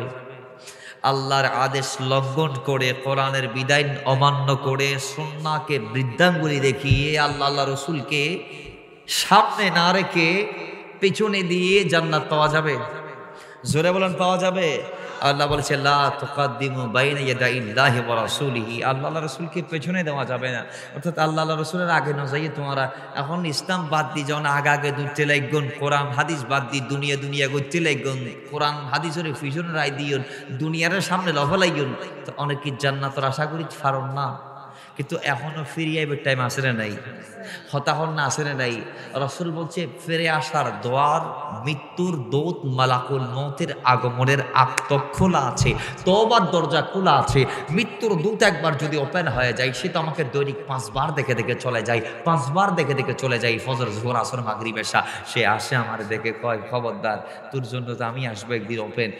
আমার সকালে ডাক দিল আই না ফাইঙ্গে উনি নাই, বিকেলে ডাক দিল উনি নাই, আসর, মাগরিব, এশা, আজরালের ডাক আমার খানে যায় না। কিন্তু যেদিন ডাক খানে আসবে পিছনে যাওয়ার সুযোগ আছে? সুযোগ আছে না? কোথাও মনে হচ্ছে না আর শক্তিশালী মানে আর ফাইজ পারলাম মনে হয় দুমরিদারি না। লিকুলি উম্মতি নাজরুল ফাইদা যা আজরহুম লা ইস্তাখিরুনা সাআতা ওয়া লা ইস্তাকদিমুন। পিছনে যাওয়ার সুযোগ সিস্টেম। বাবারা আমার, ওই বান্দার কবরটাকে আল্লাহ জান্নাতের বাগান বানিয়ে দিবে এবং বলবে দুনিয়ার পোশাকগুলো ইনি আমার নবীকে চিরেছে, ওনারে জান্নাতের পোশাক পরায় দাও। এরপর বলা হবে এই বান্দার চোখের দৃষ্টিসীমা পর্যন্ত কবরটারে প্রশস্ত করে দাও, এর চোখ যতটুক যাই তার কবরটা ততটুক লম্বা করে দাও। অন্নপূর্ণার মধ্যে 70 গোছের কথা আসছে। বাবার আমার যাই হোক কবরটাকে লম্বা করে দিবি। এবার কিয়ামত পর্যন্ত ফেরেশতারা জান্নাতের একটা দরজা বান্দার কবরের দিকে খুলে দিয়ে জান্নাতের আলো বাতাস তার কবরের দিকে যাবে এবং ফেরেশতারা কবরটারে জান্নাতের মাধ্যমে আলোক সজ্জার মাধ্যমে জিয়ারতের মাধ্যমে কিয়ামত পর্যন্ত মাজার বানিয়ে রাখবি। পক্ষান্তরে বেঈমানকে যখন কবরস্থ রাখা হবে, ইমাম বুখারী ডাক দিয়ে বলে প্রশ্ন একটি, আনাস ইবনে মালিক থেকে রায় কিতাই হাদিস, ইমাম বুখারী শরীফের মধ্যে, ইমাম বুখারী এই বুখারী শরীফের মধ্যে 158 পৃষ্ঠা 1257 হাদিসের মধ্যে কোট করেছেন। ওই এবার বদকারকে যখন কবরের মধ্যে রাখা হবে, কবরের মধ্যে রাখার পর আমার নবীর ব্যাপারে তাকে একটা প্রশ্ন করবে, বাকি প্রশ্নের কোথায় কেন আনে নাই, একটা প্রশ্নের ব্যাপারে তাকে যখন জিজ্ঞেস করা হবে সে বেঁচে যাবে। সে বলবে হা হালাদিরি, আমি জানি না। আমার আত্মীয় স্বজন যেভাবে বলতো আমি সেই কথা বলতাম, আমার হুজুররা যেভাবে বলতো আমি সেইভাবে বলতাম, আমার শাইখ যে কথা বলেছে নবীর ব্যাপারে আমিও সেই কথা বলেছি, আমার হুজুর যেটা বলেছে নবীর ব্যাপারে আমার আকীদাও ছিল কি আমি জানি না। উনি যে নূরের নবী আমি জানি না, উনি যে বেমাসাল আমি জানি না, ওনার যে মাসাল নাই আমি জানি না, ওনার মাকাম যে থোছা আমি জানি না। মানুষ যা বলেছে আমি তা বলেছি, আমি বাস বিচার করতে পারি নাই আমার নবীকে। এখন ফেরেশতারা বলবে না মিথ্যা বলেছে, এরই মিথ্যা বলেছে। জাহান্নামের আংলা তার কবরটারে বানিয়ে দাও, জাহান্নামী পোশাক তার গায়ের মধ্যে লাগিয়ে দাও, জাহান্নামের শিকল দ্বারা পরিয়ে দাও তার কবরে। এমন দুইজন ফেরেশতা নিয়োগ করবি, এমন দুজন ফেরেশতা নিয়োগ করবে যেই দুজন ফেরেশতা একজনের কানের শ্রবণ শক্তি নাই, আরেকজন চোখে দেখে না। ওই দুই ফেরেশতা আসবি, অন্য বর্ণনার মধ্যে আসছি বলে ওই বাদকারের কবরে আল্লাহ পাক এমন একটি সর্প প্রেরণ করবে যে সর্প দুনিয়ার মধ্যে জমিনের মধ্যে একটা দংশন করলে অথবা একবার নিঃশ্বাস ফালালে দুনিয়াতে সবুজ জাতীয় আর কিছু থাকবে না। ওই সর্প এসে এই সর্পটা কিয়ামত পর্যন্ত এই বান্দারে দংশন করবে। অন্য বর্ণনার মধ্যে আসছে, বুখারীর বর্ণনায়, ওই এমন ফেরেশতা আল্লাহ তার কবরে দিবে যে ফেরেশতাগুলা চোখে দেখে না, কানে শোনে না, তারা মারবে। একজন শব্দ শুনবে কিন্তু চোখে দেখবে না, আরেকজন চোখে দেখবে কিন্তু কানে শুনবে না। তার মানে একজন দেখে কিন্তু শুনে না, আরেকজন শুনে কিন্তু দেখে না। একজন অন্ধ আরেকজন বধির। এখন প্রথমবারই যখন মারবে, রাসূল বলছে সেগুলো কেমন হাতুড়ি দিয়ে মারবে জানো? এগুলো দুনিয়াবি যেমন তেমন হাতুড়ি না। দুনিয়াতে আমরা হাতুড়ি দেখি, হ্যামার দেখি, বড় বড় মাত্তুল আমরা দেখেছি, কিন্তু দুনিয়ার মাত্তুলের মতো সেটা মাত্তুল নয়। ওই রাসূল বলছেন এমন একটি হ্যামার দিয়ে তাকে আঘাত করবে, এমন একটি হাতুড়ি দিয়ে বান্দাকে আঘাত করবে, ওই হাতুড়ি দিয়ে যদি বড় একটা পাহাড়ে আঘাত করা হয়, পাহাড় ধুলায় মলিন হয়ে যাবে, পাহাড় জাররা জাররা হয়ে ধুলা হয়ে উপরে উঠে যাবে। ওই এরকম হেমার দিয়ে, মাত্তুল দিয়ে, হাতুড়ি দিয়ে বান্দাকে মারবে, এক আঘাতে বান্দার শরীরটা মিসমার হয়ে যাবে, জীর্ণ শীর্ণ হয়ে যাবে, জলাজীর্ণ হয়ে যাবে, জাররা জাররা হয়ে যাবে, ধুলার মতো উড়ে যাবে। আবার বান্দাকে এক করবে, আল্লাহ আবার কোন বলবে ফায়াকুন, সে আবার এক হবে। আল্লাহ বলবে আবার মারো, ফেরেশতারা আবার মারবে, সে আবার হারিয়ে যাবে। আল্লাহ তাকে আবার এক করবে, আবার মারবে। এমন ভাবে কিয়ামত পর্যন্ত তার কবরে আল্লাহ শাস্তির মাধ্যমে, তার আযাবের মাধ্যমে, তার কৃতকর্মের ফল তাকে কবর থেকে দেয়ানো শুরু করবেন। ও দুনিয়ার মানুষ, আল্লাহর নবী রাহমাতাল লিল আলামিন এরপরও ডাক দিয়ে বলছে, বারা ইবনে আযিমের বর্ণনা মোতাবেক 3টা প্রশ্নের কথা, মান রাব্বুকা, মা দীনুকা, মান নাবিয়ুকা। ওই 3টা প্রশ্ন কবরের মধ্যে করা হবে। বর্ণনার মধ্যে আসছে, একটা তোমার রব সম্পর্কে, আরেকটা দিন সম্পর্কে, আরেকটা আমি সম্পর্কে। রাসূল ডাক দিয়ে বলে, তোর মধ্যে প্রথম প্রশ্ন মান রাব্বুকা, তোমার রবকে উত্তর দিতে পারলে ভালো, না দিলে তোমাকে আঘাত করা হবে না, তোমাকে ফেল করিয়ে দেওয়া হবে না। 2 নম্বর প্রশ্ন মা দীনুকা, তোমার দিন কি, উত্তর দিতে পারলে ভালো, না দিতে পারলে সমস্যা নাই। কবরের প্রশ্নের পাস এবং ফেল যে প্রশ্নের উপর ডিপেন্ড করবে, নির্ধারণ করা হবে, সেটা হচ্ছে মান নাবিয়ুকা, মান নাবিয়ুকা, মান নাবিয়ুকা, তোমার নবীকে, তোমার নবীকে, তোমার নবীকে। তখন গোলাম যদি আমার নবীর পরিচয়টা দিতে পারে, গোলাম যদি আমার নবীর সম্পর্কে বলতে পারে, তাহলে ওই গোলামকে আল্লাহ কর্তৃক জান্নাতের মধ্যে বসবাস করার সুযোগ করিয়ে দেওয়া হবে। আর যদি না বলতে পারে, নবীর ব্যাপারে যদি হা হা না দিনি বলে, তাহলে জাহান্নামের আগুন দিয়ে তার কবরকে আল্লাহ ভরিয়ে দিবেন। দুনিয়ার মানুষ রাসূল ডাক দিয়ে বলছে, ও মানুষ, তোমরা আমি নবীর পক্ষে চলে আসো, আমি নবীর দ্বীনের দাওয়াত গ্রহণ করো, আমি নবীর পক্ষে নিজের জীবনটাকে সঁপে দাও। যেভাবে সিদ্দিক আকবর দিয়েছে, ওমর ফারুক দিয়েছে, ওসমান গনি দিয়েছে, হায়দার কাররার দিয়েছে, হাসনাইন কারিমাইন দিয়েছে, ফাতেমাতুজ জাহরা দিয়েছে, প্রত্যেকটা সাহাবী নিজের জীবনের পরোয়া না করে ইন্নাল্লাহ আশতারা মিনাল মুমিনিনা আনফুসাহুম ওয়া আমওয়ালাহুম বিআন্না লাহুমুল জান্নাহ, নিজের জান নিজের মালকে তারা জান্নাতের জন্য যে কুরবান দিয়েছে, তোমরাও যদি একই পন্থায় কুরবান দিতে পারো, আমি নবী তোমাদের জান্নাতের জিম্মাদার। জোরে বলেন জান্নাত আছে না নাই? জোরে বলুন আছে না নাই? আমি বলবো ইসলাম এমন একটি ধর্ম, যে ধর্মে জান্নাত পাওয়ার চেয়ে সহজ আর কিছু হতে পারে না। ইসলাম ওই ধর্ম যেই ধর্মে জাহান্নামে যাওয়ার চেয়ে কঠিন আর কাজ হতে পারে না। এখন বলবেন কিভাবে? রাসূল ডাক দিবেন, তুমি কবরের ভয়াবহতার কথা শুনেছো, তুমি কবরের ভয়াবহতার কথা শুনেছো, তুমি হাসরের ভয়াবহতার কথা শুনেছো। হাসরের এতেবার কোরআন হাদিসের এতেবার আমরা জানি হাসর আল্লাহ ইন্তজাম করবে। কেমন? মাওলা ওমর বলছে, বুখারী বর্ণনা, ইবনে ওমর বলছে, আল্লাহ হাসরের দিন মানুষের ওই মাথার মগজ এর পানি এবং ঘামের পানি এই দুটার সমুদ্র বানাইয়া মানুষকে সেটার উপর সাঁতরাইয়া কারো কানের লুথি পরিমাণ, কারো চেহারা পরিমাণ, কারো মাথা ডুবে যাবে। এই অবস্থায় আল্লাহর দরবারে মানুষ যাবে। এরপর মানুষের বিচার করা হবে। কতদিন দাঁড়িয়ে থাকবে? কেউ বলছে 500 বছর কিয়ামতের মাঠের, আর কোনো সাহাবী বলছে 50,000 বছর, কেউ বলছে একদিন। ওই হাসরের একদিন দুনিয়ার 50,000 বছরের সমান। আল্লাহর হাবিবের গোলামরা, আমরা কোরআন সুন্নাহর এতেবারে যতটুকু জানি, সেদিন মাটি তামার মতো গরম হবে। সূর্য মাথার উপর তাকা আলো দিবে, একটা নয় দুটা নয়, 12টি সূর্য আমাকে আপনাকে পিঠ দিয়ে নয় মুখ দিয়ে আলো দিবে। সূর্যের আলোতে মাথার মগজগুলা বাতের মারের মতো নাকের ছিদ্র দিয়ে বের হবে, গাল দিয়ে বের হবে, কান দিয়ে বের হবে। রাসূলের গোলাম হযরত ইবনে ওমর বলছে, সেদিন মানুষের মাথার মগজ থেকে নির্গত পানি এবং ঘামের পানির উপর সাঁতার দিয়ে মানুষ আল্লাহর দরবারে যাবে। কিন্তু এটা যদিও বা 50,000 বছরের রাস্তা, যদিও আমরা হাদিসে পাকের এতেবারে জেনেছি, আব্দুল হক মুহাদ্দিস দেহলভী আলাইহির রাহমা বলেছেন, শাফাতকে 9 ভাগে ভাগ করা হয়েছে। তার মধ্যে শাফাত উজমা, শাফাত কুবরা, ওই শাফাত যেটার ব্যাপারে খোদা আল্লাহ বলেছে, আসা আইয়াবা আসাকা রব্বুকা মাকাম মাহমুদা। হাসরের মাঠে শাফাত উজমা, শাফাত কুবরা, মাকামে মাহমুদ আমার নবীর জন্য বরাদ্দ। আমার নবী করবে শাফাত, আমার নবী বাঁচাবে উম্মতকে। এজন্য বলা হয়েছে ওয়ানা আউয়ালু হাশিরুন, আমি নবী হচ্ছে ওই প্রথম ব্যক্তি যিনি আল্লাহর সামনে দাঁড়িয়ে মান্দাল্লাযী ইয়াশফাউ ইনদাহু ইল্লা বিইذনিহি, আল্লাহর অনুমতিক্রমে শাফাত করব। আল্লাহ আমাকে বলবে, ইয়া মুহাম্মদ সাল্তুতা ইশফাতু শাফা ইশফাতু শাফা, ইয়া মুহাম্মদ ইরফা রাসাক ইশফাতু শাফা সাল্তুতা। ইয়া রাসূলুল্লাহ, আপনি আমার কাছে চান, মাথা ওঠান, আপনি যা চাইবেন আমি আল্লাহ তা দিব। আমাকে আল্লাহ কর্তৃক বলা হবে চাওয়ার জন্য, আমি চাইব। সেদিন আমার উম্মতরা দাঁড়াইতে দাঁড়াইতে যখন বৎসরের পর বৎসর 50,000 বৎসর দাঁড়িয়ে থাকবে, যে বান্দাগুলা 5 মিনিট দাঁড়ালে তাদের পা ফুলে যায়, যেই বান্দাগুলা 5 মিনিট দাঁড়ালে তারা বন্ধুকে গালমন্দ করে, যেই বান্দাগুলো 1 ঘন্টা দাঁড়াইতে পারে না, তারা 50,000 বৎসর কেমনে দাঁড়াবে? ওই চিন্তা করে আমি নবী আল্লাহর দরবারে শাফাত করব আল্লাহর অনুমতি ক্রমে। কিভাবে? আমি যখন দেখব আমার উম্মতরা দাঁড়াইতে দাঁড়াইতে এক পর্যায়ে সবাই বলছে, ইয়া রাব্বি, আমরা হাসরের ভয়াবহতা আর সহ্য করতে পারছি না, হই আমাদেরকে জান্নাত দিয়ে দাও, হই আমাদেরকে জাহান্নাম দিয়ে দাও, হই আমাদেরকে জান্নাত দিয়ে দাও, হই আমাদেরকে জাহান্নাম দিয়ে দাও। ওই সময় আমি নবী শাফাত করব আল্লাহর অনুমতি ক্রমে। যদিও বা হাদিসে পাক আসছে 50,000 বছরের কথা, কিন্তু অন্য হাদিসে এসেছে এই সময়টুক ইমানদারদের জন্য কতটুক জানেন?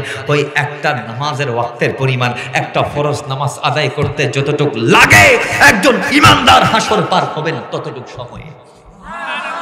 নবীর আরেক সাহাবী বলছে, হাসরের ময়দানটা ইমানদারের জন্য হবে জোহরের পর থেকে আসরের ওয়াক্তের মাঝখানে যত খালি জায়গা, ওই এতে যত ঘন্টা আছে, ইমানদার হাসরটা পুরো শেষ করবেন এত অল্প ঘন্টায়। তাহলে লাভ আছে না নাই?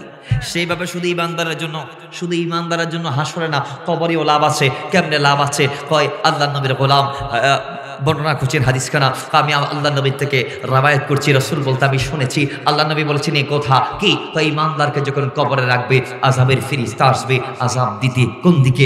পায়ের দিকে। তোর নামাজ দাঁড়িয়ে যাবে, ডাক দিয়ে বলবে, হে বান্দা, তুমি কোন দিক দিয়ে আসতে চাচ্ছ? এটি তো ওই বান্দা যে বান্দা দিনে রাতে দাঁড়িয়ে আল্লাহর জন্য কিয়াম করেছে, নামাজের মধ্যে দাঁড়িয়ে দাঁড়িয়ে কিয়াম করেছে। সে নামাজ আদায় করেছে এই 2 পা দিয়ে। আল্লাহর জমিনে নামাজ আদায় করতে গিয়ে তার পাগুলা ফুলে গিয়েছিল বৃদ্ধ অবস্থায়, কিন্তু সেই বান্দা তারপরও নামাজটা ছাড়ে নাই, নামাজটা ছাড়ে নাই। বান্দাকে ডাক্তার বলেছে তুমি নামাজ অল্প কয়েকদিনের জন্য নামাজ থেকে পা গুটিয়ে ফেলো, বসে নামাজ পড়ে, কিন্তু সে মানে নাই। সে দাঁড়িয়ে দাঁড়িয়ে আল্লাহকে ডেকেছে, আল্লাহকে ডেকেছে, আল্লাহকে ডেকেছে। সুতরাং আমি পা তোমাকে আমার এই ব্যক্তির দিকে যাইতে দিব না, আমি আমাকে পাপ পুণ্যওয়ালা ব্যক্তির কাছে তোমাকে পৌঁছাইতে দিব না, তুমি অন্য দিক দিয়ে যাও। এবার আযাবের ফেরেশতা যাবে মাথার দিক থেকে, রোজা দাঁড়িয়ে যাবে কোথায় যাও, তোমার কি জানা নাই এই মুখ দিয়ে সে আহার করে নাই, দিনের বেলা উপোস থেকেছে, দুনিয়ার সবাই খেয়েছে, সে খায় নাই আল্লাহর ভয়ে, সে আল্লাহর জন্য উপবাস থেকেছে, তাকে কেমনে তুমি আযাব দিবা? সে তো একমাত্র দুনিয়াতে আল্লাহকে ভয় করেছে। সে বান্দা যখন জোহরের টাইমে রোজা রাখতে গিয়ে ভর দুপুরে যখন বেহুশ হয়ে যাচ্ছিল, প্রায় মাতাল প্রায় হয়ে গিয়েছিল, ওই বান্দা সেই সময় চাইলে এক ফোঁটা পানি খাইতে পারতো, কিন্তু সে খাই নাই। সে মনে মনে একটা জিনিস ভেবেছে, আমি কি করছি না করছি কেউ দেখুক না দেখুক, একজন দেখছে, তিনিই তো আমার মওলা। কথা ঠিক কি না? কথা ঠিক কি না? বাবার আমার এজন্য রোজা বলবি না, না তারে আযাব দেওয়া যাবে না। এরপরে দুই হাতের দিক থেকে বান্দার কাছে, ওই বান্দার কাছে, ইমানদারের কাছে আযাবের ফেরেশতা আসতে চাইবে। জিহাদ এবং সাদকা প্রতিবন্ধক হয়ে যাবে। সাদকার জিহাদ বলবে, এই দুই হাত দিয়ে বান্দা আল্লাহর জমিনে, প্রশস্ত জমিনে আল্লাহর দ্বীনের পক্ষে জিহাদ করেছে, দুই হাত দিয়ে সাদকা করেছে। সুতরাং আমরা হাত তুমি আযাবের ফেরেশতাকে বান্দার দিকে আসতে দিব না। জোরে বলেন সুবহানাল্লাহ। তখন আযাবের ফেরেশতা বলবে, হে আব্দুল্লাহ, তোমার দুনিয়াতে আগমন সফল, তুমি কামিয়াব, তোমার কবরে তোমার আগমনটা তোমার জন্য সাকসেসফুল হয়ে গিয়েছে। আজকে দুনিয়াতে তুমি তোমার সময়টাকে উত্তমভাবে তুমি কাটাইতে পেরেছো, বিদায় তোমার ওই নেক আমলগুলো আজকে তোমাকে চারপাশ থেকে ঘেরাও করে রেখেছে, চারপাশ থেকে ঘেরাও করে রেখেছে, চারপাশ থেকে ঘেরাও করে রেখেছে। আজকে তোমার পাঠকৃত সালাত, তোমার পাঠকৃত কোরআন, তোমার পাঠকৃত তেলাওয়াত, তোমার আদায়কৃত সাদকা, তোমার করণীয় জিহাদ, এবং তুমি যে রোজা আদায় করেছো সেই সিয়াম আজকে তোমার বিপদের দিনে, যেদিন তোমার মা নাই, যেদিন তোমার বাবা নাই, যেদিন তোমার ভাই বন্ধুগুলা তোমাকে একা রেখে চলে গেছে, সেদিন তারা তোমার কবরে তোমার সঙ্গীতে পরিণত হয়েছে। দেখো তোমার সঙ্গীর আজকে তোমাকে চারপাশ থেকে ঘেরাও করে রেখেছে। তখন তাকে বলা হবে তোমার জন্য খুশ আমদেদ। এবার বলা হবে, রহমতের ফেরেশতারা তোমরা যাও, আমাদের কাজ শেষ। এখন রহমতের ফেরেশতারা এসে বলবি, এগুলো কবরের সিস্টেমটা বলে দিলাম। এরপর রহমতের ফেরেশতারা এসে বলবি, তোমার জন্য আল্লাহ কর্তৃক জান্নাতের একটা বিছানা আমরা নিয়ে এসেছি, জান্নাতের কিছু পোশাক নিয়ে এসেছি। তাকে জান্নাতের পোশাক পরাবে, জান্নাতের বিছানার উপর শোয়াবে, এবং তার কবরটাকে চোখের দৃষ্টিসীমা পর্যন্ত প্রশস্ত করিয়ে দিবে, জান্নাতের একটা গেট খুলে দিবে তার জন্য। জোরে বলেন সুবহানাল্লাহ। এই নিয়ামত পাইতে হলে নেক আমল করার দরকার আছে না? এখন আমরা তো নেক আমলের প্রতিযোগিতার মধ্যে নাই, আমরা টাকার প্রতিযোগিতাই। কথা ঠিক কি না? কথা বলেন না ঠিক কি না? দুনিয়া আপনাকে লাথি মারবে। মাথায় রাখবেন, দুনিয়াতে সবার আগমন হবে, প্রস্থান হবে, কিন্তু দিন শেষে তারাই কামিয়াব যারা নবী ওয়ালা, আল্লাহ ওয়ালা। কথা ঠিক কি না? দুনিয়াতে আবু জাহালের মতো হাজার বছর বেঁচে লাভ নাই। দুনিয়াতে উতবা সাইবার মতো, ফেরাউন নমরুদের মতো হাজার বছর হায়াত গুজার করে লাভ নাই। দুনিয়াতে সিদ্দিক আকবরের মতো একটা সেকেন্ড যদিও হায়াত গুজার করতে পারেন, ওই এক সেকেন্ড আপনাকে জান্নাতে পাঠাবে। আরো জোরে বলেন সুবহানাল্লাহ। সিদ্দিক আকবরের এক সেকেন্ড হায়াতকে যদি আপনি নিয়ে রিসার্চ করেন, তাহলে ওই এক সেকেন্ডে আপনি দুনিয়া পাবেন না, দিন পাবেন, আল্লাহ পাবেন, রসুল পাবেন। এটা আমাদের পুরো জিন্দেগিতে দুনিয়া আছে, দিন নাই, ইসলাম নাই, ইমান নাই, আল্লাহ নাই, রসুল নাই। কথা ঠিক নেবে ঠিক? কথা ঠিক কি না? নাহলে এখানে যে বললো প্রধান অতিথি যে ব্যাটারি সুট, এলাকার মধ্যে এখন ব্যাটারি সুট থাকি গেছে। অটো রিক্সার ব্যাটারি যারা চুরি করতেছে এরাও কি আমাদের মুসলমান করে ছেলে মেয়ে না? নাকি এগুলা আসমান থেকে জিন আসি নিয়ে যায়? মসজিদের মাইকের ব্যাটারি, হ্যাঁ হাসবেন না। আবার একটা জিনিস আপনাদেরকে আমি বোঝাই, মসজিদ কার ঘর? বলেন বলেন বলেন, মসজিদ কার ঘর? হাদিসে পাক আসছে, আল্লাহ যদি কাউরে পাকড়াও করে কিয়ামতের দিন, খোদা কি কসম তাকে বাঁচানোর মতো কেউ নাই। সুবহানাল্লাহ জুড়ে বলেন। এখন যিনি আপনাকে পাকড়াও করলে বাঁচানোর মতো কেউ নাই, তার দয়াই রসুল বলছে একমাত্র আল্লাহর রহমত ব্যতীত কেউ জান্নাতে যেতে পারবে না। তা আমি নবী তাকে শাফাত করব, যার উপর আল্লাহর রহমত হবে তাকে আমি শাফাত করে জান্নাতে পাঠাবো। এখন ওই খোদার ঘরের হক আপনি নষ্ট করলেন, ব্যাটারি মারে দিলেন, এখন আপনি কেমনে পার পাবেন? একটু চিন্তা করেন তো। মাথায় আপনাদের কি মাথায় ঢুকতেছে এটা? মসজিদের মাইকের ইউনিট চুরি করা, ব্যাটারি চুরি করা, এগুলা কি কোনো ইমানদারের পক্ষে সহজ? আচ্ছা, মৃত্যু আমাদের একদিন আসবে কি আসবে না? আচ্ছা, ওই ব্যাটারি চুর এলাকার ফকেটমার, ডাকাত, বদমাস, টুকাই যেগুলো আছে, এদেরকে যদি জিজ্ঞেস করা হয় এগুলা কেন করতেছস, কয় আমার পরিবারের খাম দেওয়ান লাগে, কিল্লাই বউফারে খারাই বেল্লাই এখন না খারাল্লাই বউফারে।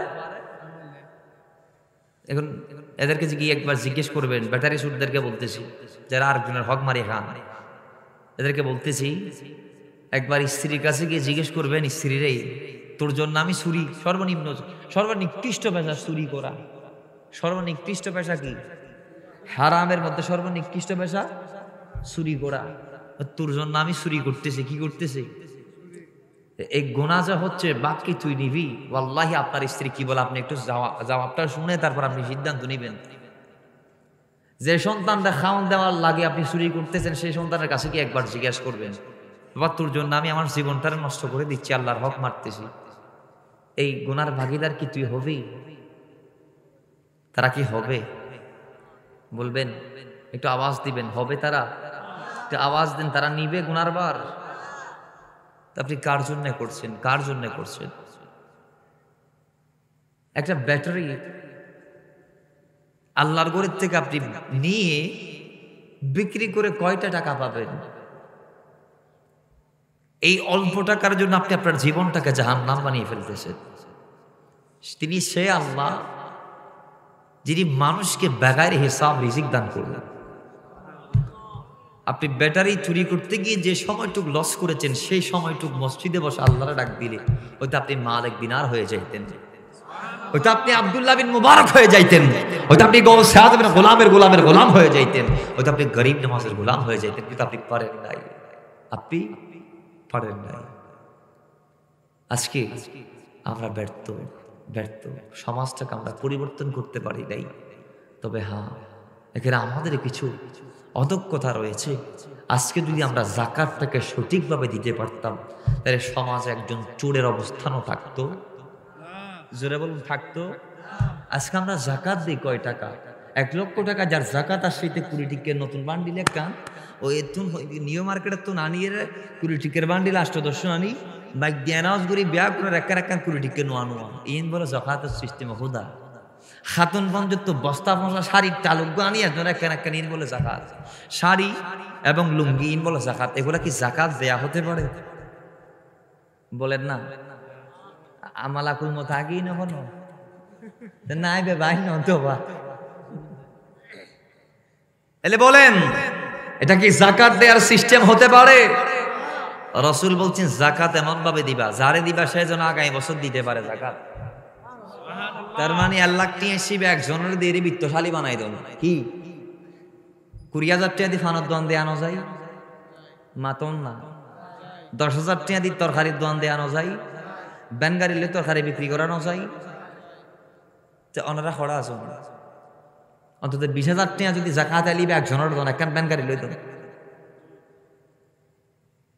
এই সিস্টেমে করেন। যারা এলাকার মধ্যে সুর আছে, কে গিরে খাড়া সুর খাড়াই তারা নজিনি এলাকার গিরে খাওয়া জানা খাড়ি নারা নজানি নেই, ফকট মায়ের খোয়া আসি নারা বোনা নজানি, খার গরর ডাহাত দিয়ে প্রতিবেশী চুরি করেন নারা নদেহি, খাইট ফাইলে কি কেউ চুরি করেন না, অনলে আলি চুরি করছম না, কিন্তু খাই না ভারত দিয়ে ঘরের দেরি তেকালেন দিলে শুরুন ভগন লাইন দড়ি ধরা এরে 20,000 দিয়ে যদি এক একখান হিললে গড়ি দম যাইলে ইতারা কি ফরত দিলে তো না চুরি করিব না। আরা তো সুর দড়ি ফিরিত তারি দি দড়ি এরে কিল্লে চুরি করছি ফুসারের নপারি লাইনে করে দিত নপারি। কথা ঠিক নেবে ঠিক। আর সমাজ বড় বড় বিত্তবান আছে, বিত্তশালী বহুত মানুষ আছে, চুরি নগর্য করলে গুনাই ব্যাগ করে হইতে, কিন্তু চুরিতে চুরি কিল্লে করে কারণ বাইর করি তার সমাধান